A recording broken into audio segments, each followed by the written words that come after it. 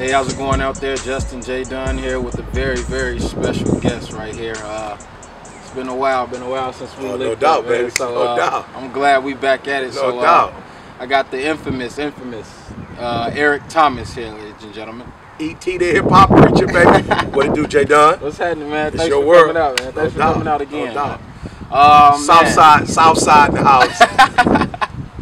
Yeah, so yeah, matter of fact, yeah, you're people from Chicago. Right? Born in Chicago, mom. Ended up marrying, coming to Detroit. Mom was a Dunbar high school grad. Born in Cook County, 43rd Street. So no doubt, Southside all day. Definitely.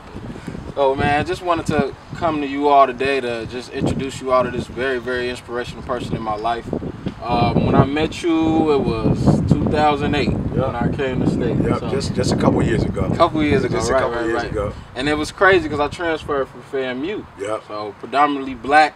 Yep. To the exact opposite. Absolutely. It was just a culture shock. Yep. Seriously. So, Yep. my one thing I just always took from you was that nobody's going to give it to you. Yeah. And you got to go out and take it. Absolutely. So my thing is with you and your brand and how everything is coming about and how everything's evolving now that it is now. Like when you were branding yourself and building you as a person, what was that one aha moment, like this was supposed to be me, this is what I do? Yeah, I think, the Advantage program, when I met you guys and I started doing the program to kind of help you guys make that transition, I could see then that, there's a group of people who need this particular thing that I'm giving. I think that's what people do wrong sometimes when they branding. They try to create something for them when they don't realize the product is not for you. The product is for the people, and so I had a product that I felt like is really helping you guys make that transition and be successful as students. And it just so happened, that I did When You Want to Succeed as Bad as You Want to Breathe at that event. You feel me? And now, what I'm saying, it's global. So that was that aha moment for me. It was like you guys had a challenge. You needed something to address that. And I felt like I had what you guys needed. So for me, it was like, it don't need to be 500 people, 5,000.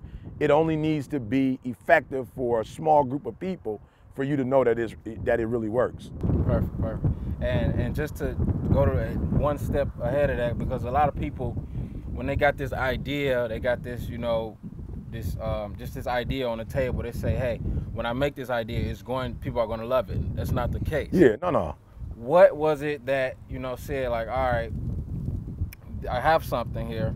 Now I have to, put it in their faces to make them love it. Because obviously there's a lot of people there, they follow positivity. Absolutely. So absolutely. My thing is when people say, I got this idea, or I have a business plan on the table right now, what is going to, people have to understand what's going to make people love that idea. Yeah, I think for me, man, what we did that most people don't do is consistency. Mm-hmm. I think that, it's not that people don't love what you're doing, it's that they don't get enough of it. Mm-hmm. So for us, what we were doing at the Advantage was cool, but the world couldn't see what we was doing at the Advantage.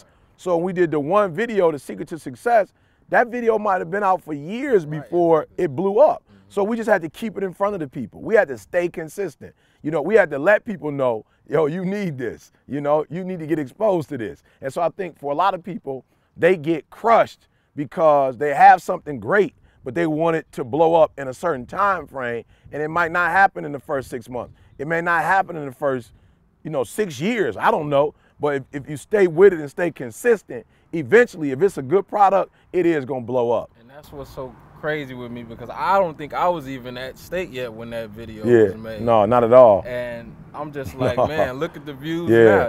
It's like, it's like people get so into this. I need it now, and that's what we grow up with, instant gratification. Yep. And it's like, no, it doesn't work like that. Absolutely.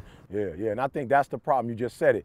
This is a culture of, you guys are so used to microwaving stuff, and so without you even knowing it, the fast food generation. So now that everything comes quick for you, you're hoping that your success comes quick, and it can't come overnight because you won't value it, you won't appreciate it, you won't know how to effectively use it. So the time frame from when you start to when you, what young people call blow up, that's the time of preparation That's the time of perfecting your craft, because once you get out there and people know you, you can't go back now, you know, and redo it. So even though the video came out, it took maybe 3 or 4 years before it blew up.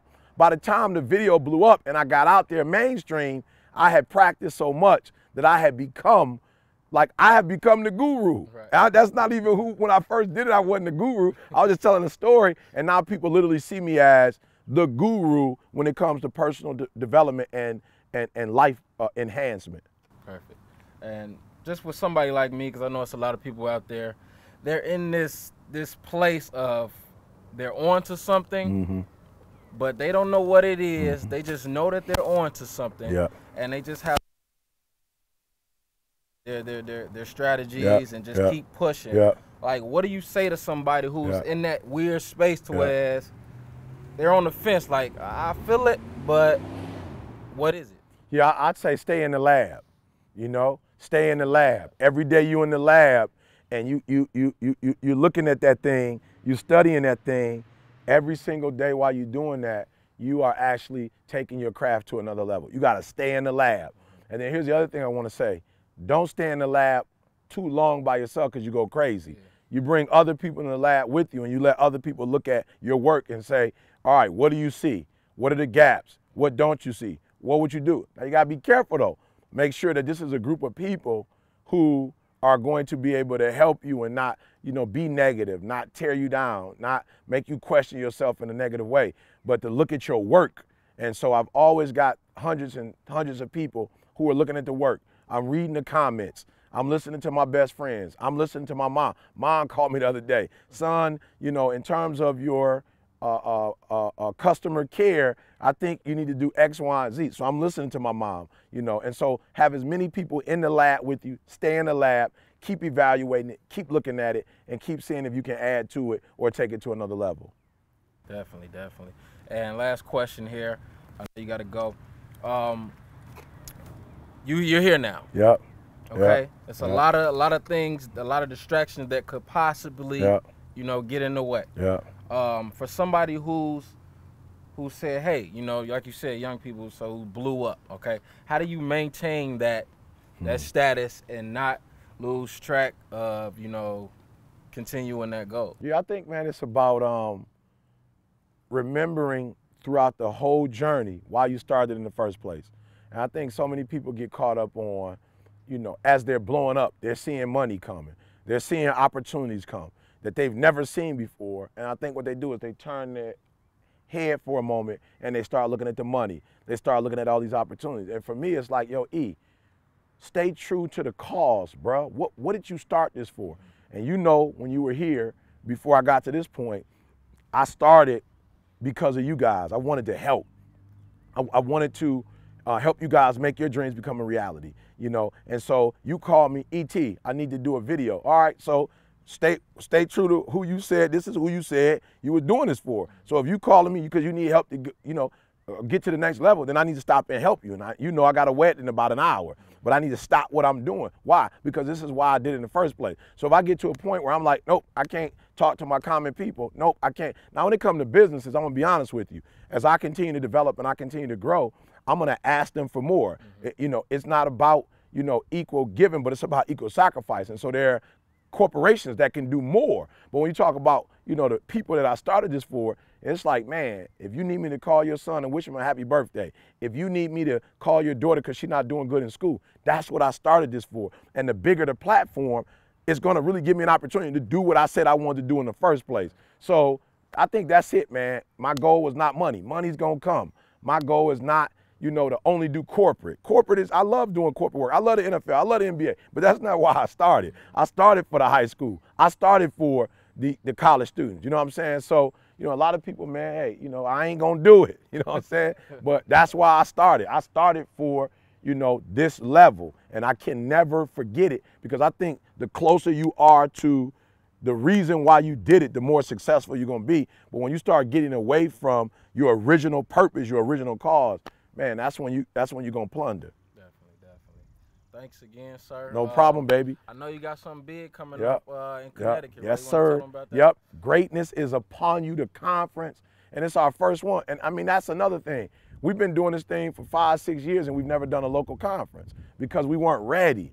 You know, people got to understand, just because you have a desire to do something don't mean you're ready to do it. You understand? I want to say that again. True. Just because you have a desire to do something don't mean you're ready to do it. So we've had a desire for the last 3 years, do a conference. We've done conferences with companies and we watched it and everybody like, yo, I think we can. We probably on our way, but we ain't there yet. Take your time. So this is the first one of its kind this year.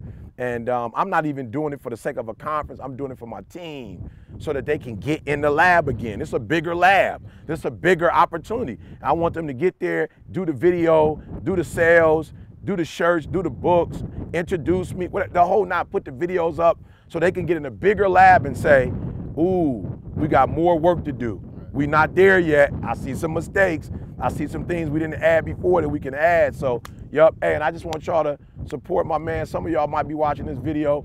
You don't know Jay Dunn. You don't, BrokePhobia. You don't have to fly. I always tell y'all I'm allergic to average. That's another way of saying it, BrokePhobia. You should just, all right? When you just think about being broke, and you might be thinking we talking about money, and that's not all we talking about. BrokePhobia is your dreams. You're not making your dreams become a reality. You're not where you're supposed to be, doing what you're supposed to do. And you're not prospering because you're not doing what you're supposed to do. So when we say BrokePhobia, we just mean for real. We have something against not being wealthy, right? And when we use the word wealth, we talking about our health. Like, it don't make, what you got a lot of money for, but you don't have health, right? We talking about all of it, your relationships. Like, we don't want to be right in relationships. We want to be rich, right? We looking to be rich in everything, rich in our relationships, rich in how we eat, rich in just everything. So make sure you turn on my man, get that gear, follow that movement, man. Jay Dunn, BrokePhobia. And as always, man, we wishing that, for real, you would make the rest of your life, you know, the best of your life. And no excuses, just adjustments, man. And you're looking at two brothers, you know, from the shy, you know, and we've gone through our go-through, but we didn't make excuses. We made adjustments, and we're going to keep climbing higher and higher. So thanks, Just. Appreciate you, man.